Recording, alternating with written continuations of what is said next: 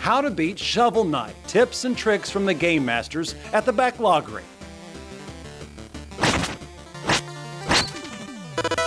Think you've got what it takes to master the ancient code of chivalry?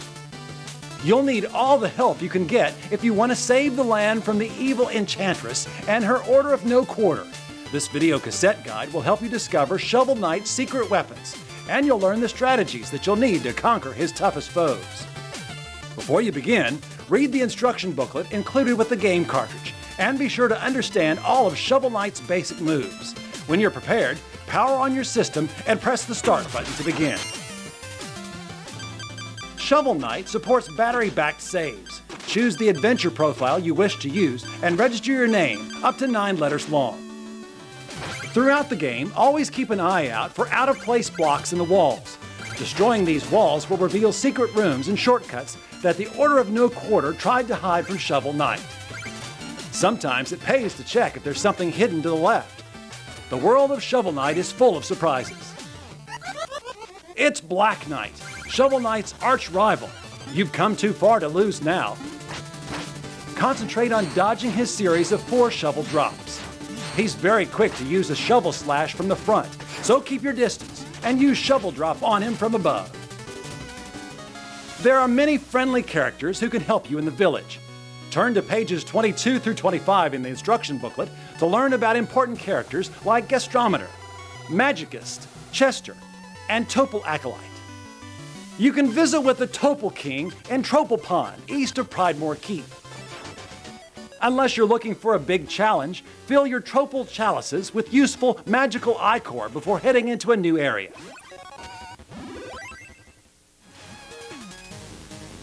Did you buy the fishing rod in the village? If you have enough magic points, cast your fishing rod to pull up something valuable out of any sparkling pits. Did you know you can destroy checkpoints? If you claim a checkpoint's gem, you won't be able to use that checkpoint anymore. Line up Shovel Knight with his outline to reveal a secret passageway. Inside this blue chest is that wily salesman, Chester. Buy the Flare Wand for 1,000 golds. This magic relic will be your most valuable long-range attack, firing a slow but reliable shot. Stand in the safe spot here and move out to shoot the Flare Wand in between flame waves. If you run out of magic points, you'll have to attack the Griffoth up close, but beware of his claws. Be patient and don't panic as the propeller rats slowly move closer. They're small targets to destroy, so don't underestimate them. If you wait for a propeller rat to float close enough and high enough, you might be able to find some well-hidden secrets. King Knight will do 2 quick leaps toward you.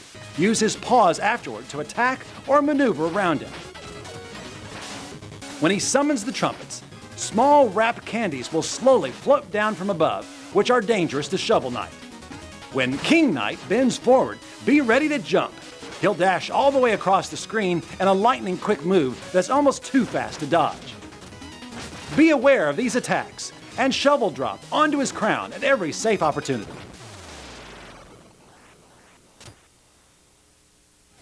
This room is scary. You can hardly see anything. Watch carefully during lightning flashes to identify where it's safe to jump to.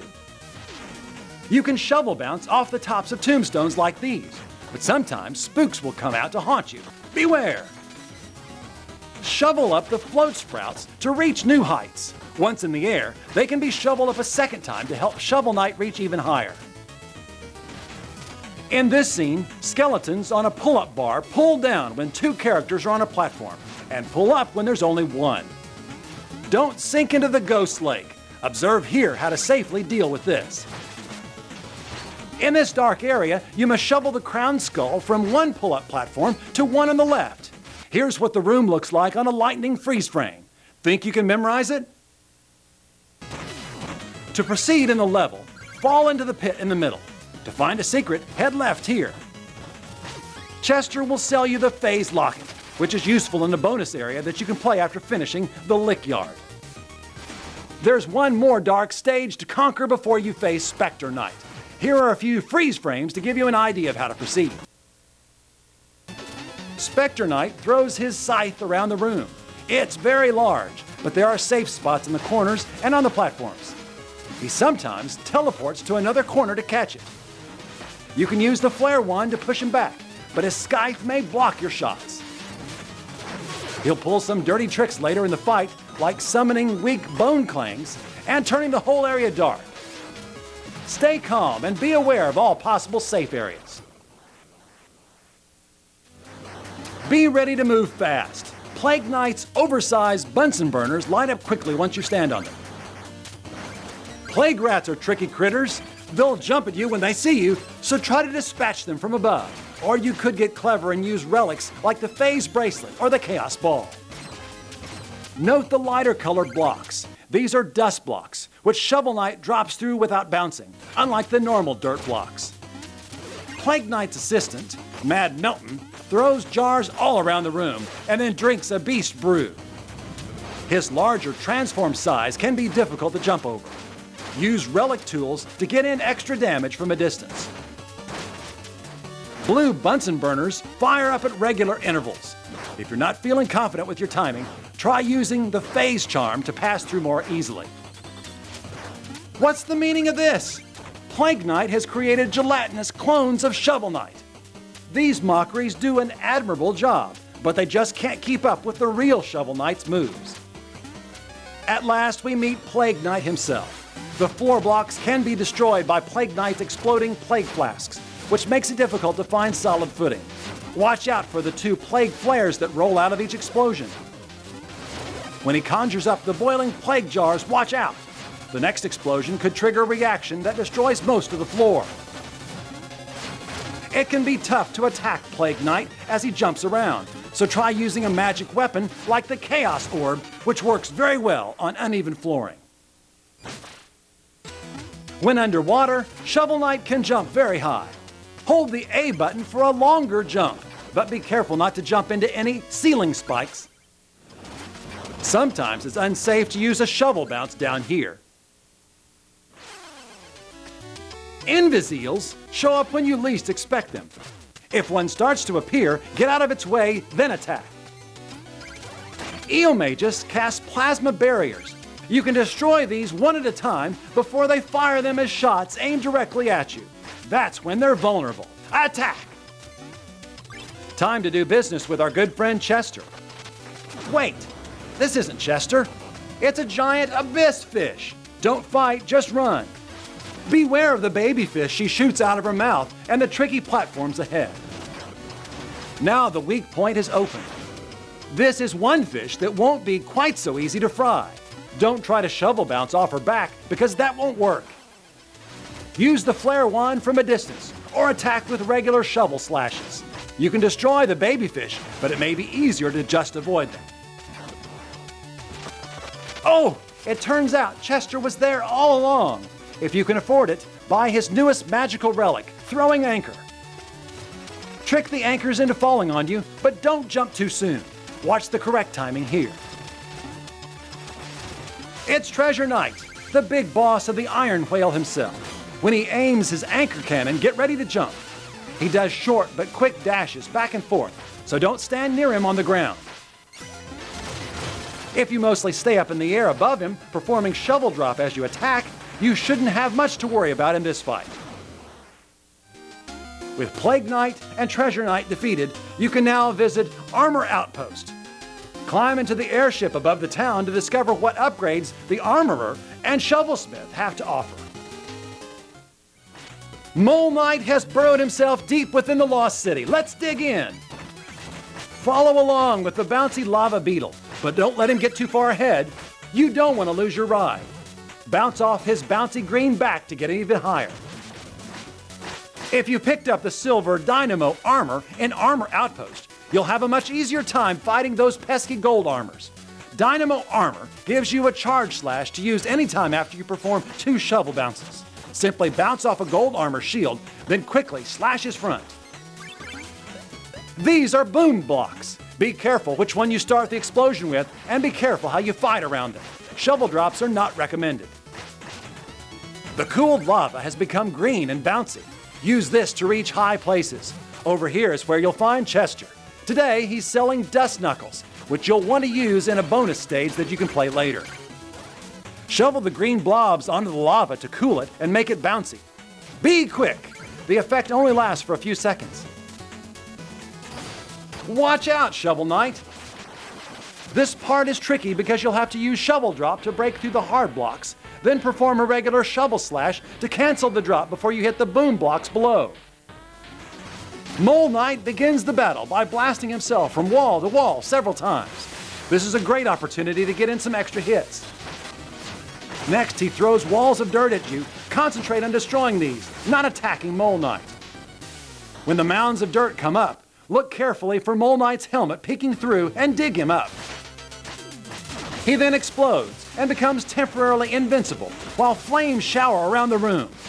This pattern repeats, but the battle becomes tougher as time goes on. Viklings will slowly throw spears at you and hop away when you approach. They're also immune to Shovel Drop, so attack them with ranged relics from a distance. Inside the ship, watch out for Blizzard Wisms, whose magical ice shots sprinkle deadly snowflakes down below. Fluffy snow deposits will fall onto the spikes when you touch them, giving you a soft and safe covering to walk on. This strange frozen statue spews out temporary rainbow bridges for Shovel Knight to walk on. The statue will sink while Shovel Knight stands on it and float up when he jumps off. These parts of the stranded ship can be tricky to master, so plan your pass carefully. Chester is hiding out in Propeller Knight's lair, just behind this wall to the left. He'll sell you the War Horn, which sends out a mighty blast all around Shovel Knight. It costs a lot of magic points to use, but will get you out of a pinch if you're surrounded by enemies. Air dragons can't be destroyed by Shovel Drop, but you'll see here just how useful they can be for helping Shovel Knight get about. Other times, they're a major ice pick in Shovel Knight's side, and you can defeat them by attacking their bloated throat from the front. Going against a wielder of a snow shovel blade, Shovel Knight may have finally met his match. Propeller Knight attacks ruthlessly, and you'll have a tough time jumping over all of his snowballs. A relic like the throwing anchor may help here, as it won't be blocked by the snowballs on the ground. When he leaps into the air, get moving. He'll crash down on Shovel Knight's position and then begin shoveling up snow to reveal the spikes below. Propeller Knight is invincible against spikes, but sometimes he'll have snow sickles come crashing down from above, which will temporarily provide new platforms for Shovel Knight. If you attack from above too much, he'll begin blocking you. Look for the openings and hang in there. Tinker Knight's Tinker Rats are a lot like Plague Knight's Plague Rats, but they dive low at you instead and take 2 hits to destroy. We recommend using the Flare Wand against the Tinker Warriors, who attack by throwing boomerang gears at a great distance. Up here and behind the wall to the left, you'll find Chester, who's selling the mobile gear. This strange relic moves forward automatically, rolls over spikes, and even hops on its own. Tinker Knight is shorter than you imagine. He runs about throwing small wrenches, but sometimes he panics and throws a bunch of them at once. Was that really it? Hopefully you saved your magic, because Tinker Knight has a second form. Jump on the larger missiles near the bottom of the screen, and don't hesitate when you boldly leap over this missile at the top, or else you'll miss your chance. Get into a groove of shovel dropping on Tinker Knight's head, in between the missile volleys that fire from his shoulder. When he goes to the far right side, he's charging up, and the drill spins so fast that you'll fall off it if you don't jump quickly. If you do fall, use throwing anchor to damage him from below. It's possible to shovel bounce back up top with help from the bouncing bombs, but it is much more difficult. Keep your cool and concentrate on avoiding all of his attacks to finish this exciting boss battle. It's very windy outside, which means you'll have a tough time jumping against the wind. The hover ninjas will try to mess with your plans by blowing at you in the opposite direction. Don't panic when you see them, and beware, it is not safe to fish out here. Shovel Knight walks behind the dark blue walls. Watch this. If the puff of smoke from a cannonball hits the ceiling, then that's where a gap is. Jump over the gap. Don't be touching the ground when the slam ship pounds into the ground. Shovel Knight will be stunned by the earthquake and then hurt by the bombs. After you climb this ladder, fall back down to get past the fans and into the area to the right. This is where Chester will sell you a wonderful relic called the Propeller Dagger. This magic item allows Shovel Knight to safely cross difficult gaps and even attack enemies. Now the wind is really wild. If you don't time things right, you'll get impaled in the ceiling. Ride the wind without jumping from the lower platform and then quickly jump into the gap while you still have the chance. The gyroscopic jester, Propeller Knight, uses a fencing style of sword fighting. He's super dangerous, performing quick jabs back and forth and even launching Shovel Knight into the air and then defending himself from shovel drop. He'll even use his propeller to pull you in. If you have magic points, use Throwing Anchor when Propeller Knight is in the air. After he calls in his Doom Ship, watch out for when the giant cannonballs destroy 2 sections of the floor and then fall continuously. At last, it's time to take on the Enchantress at the Tower of Fate. You'll need to use everything you've learned up to this point to clear these challenging stages. Patience is a virtue on these moving floors. Don't try to get too far ahead and instead head for every safe point when you can.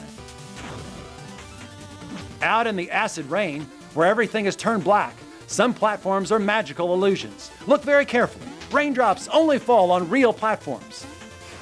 It's the final battle against Black Knight. Now he can block some of your magic shots and can even sprout wings and fly. Watch out for his comet spell, as well as the radioactive dirt he can shovel out of thin air. Avoid these attacks and show Black Knight who the real master of chivalry is. You've reached the top, only to drop in on the Order of No Quarters dinner. This fight is the ultimate test of your chivalry, pitting you against the entire Order of No Quarter, one after the other.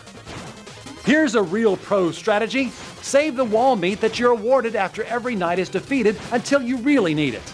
This gives Shovel Knight a great advantage that he didn't have in these battles the first time around. Don't use shovel drop recklessly against the Enchantress. You'll need that floor to stand on. When she casts fire from below the screen, find a gap to stand in before it burns your toes. When she flies below, she'll shoot upwards to destroy large chunks of the floor, but the flames will bring it back. You can stand in the flames to not fall into the bottomless pit, but they hurt. You've done it! The Enchantress is destroyed and Shield Knight is released. But wait! The evil spirit of the Enchantress has returned for one final battle. Work together with Shield Knight to defeat the Enchantress once and for all. Your main task is to dodge the Enchantress's waving magic shots. When Shield Knight readies her shield in midair, shovel bounce off it to hit the Enchantress's head. When there's a barrage of magic shots across the entire screen, stick with Shield Knight and let her protect you. The Enchantress will destroy parts of the floor as the fight goes on. Don't lose your cool now. If you're a shovel master, you may even be able to stay above the Enchantress's head and earn multiple hits. You've done it! Shield Knight has returned, Black Knight has been redeemed, and the land of chivalry is saved. Shovel Knight couldn't have done it without you. If you want to be a winner, check out more How to Beat video cassette guides. Accept no substitutes. Get the real scoop on the hottest tips and tricks, straight from the game masters at the Backloggery.